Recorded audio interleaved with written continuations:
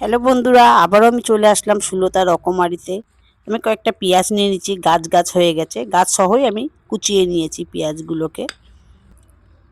তা বন্ধুরা, এর মধ্যে আমি একটু কাঁচা লঙ্কা কুচি, একটু ধনেপাতা কুচি দিয়ে দিয়েছি, স্বাদ মতো লবণ দিয়েছি, আর একটু হলুদের গুঁড়ো, একটু লঙ্কার গুঁড়ো দিয়ে দিয়েছি, আর একটু চাট মশলা দিয়ে দিয়েছি।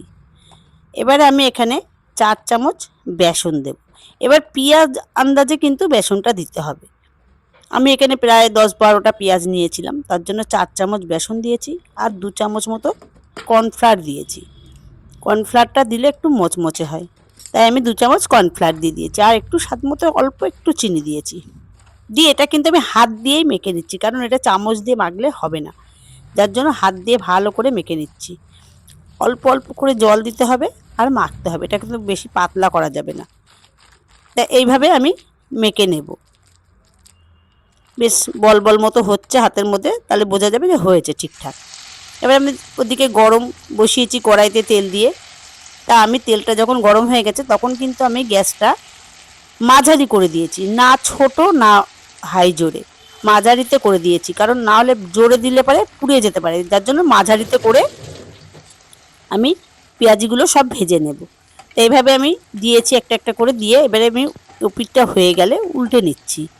এইভাবে উল্টে পাল্টে নিয়ে কিন্তু যখনই বাদামি বাদামি মতো কালার হয়ে আসবে তখন আমি পেঁয়াজিগুলো নামিয়ে নেব। একটু বাদামি বাদামি যখনই কালার হয়ে আসবে তখনই কিন্তু নামিয়ে নিতে হবে। তা আমার এই পেঁয়াজি কটা হয়ে গেছে, আমি নামিয়ে নিচ্ছি। আমি আরও একবার দিয়ে দেখাবো কড়াইতে। এইভাবে এ কটা নামিয়ে নিয়ে আমি বাকি যেগুলো আছে সেগুলো আমি ভেজে নেব। এইভাবে আমি একই রকম করে যে কটা ধরে আমি সব কটা দিয়ে দেব। দেওয়ার পরে আমি আবারও এরকম উল্টে পাল্টে নামিয়ে নেব। তা বন্ধুরা, এই পেঁয়াজিটা কিন্তু সন্ধেবেলা চায়ের সাথে বেশ পেঁয়াজি দিয়ে মুড়ি দিয়ে খেতে ভালোই লাগে। এইভাবে বাড়ির সবাইকেও দিতে ভালো লাগে বা নিজেরও খেতে ভালো লাগে। একটু গরম গরম পেঁয়াজি হবে, বাড়িতে ভেজে খাওয়ার মজাই আলাদা। বাজার থেকে তো আমরা কিনে এনে খাই সব সময়, একটু বাড়িতে ভাজলে পারে বাড়ির ভাজার মজাই আলাদা লাগে। আমার তো ভালোই লাগে, নিশ্চয়ই আপনাদেরও ভালো লাগে বাড়ির সবাইকে খাওয়াতেও। তো এইভাবে আমি পেঁয়াজিগুলো সব ভেজে নেব। তো এগুলো প্রায় আমার হয়ে এসছে, তা আমি নামিয়ে নিচ্ছি। তো দেখুন বন্ধুরা, কত সুন্দর হয়েছে পেঁয়াজিটা।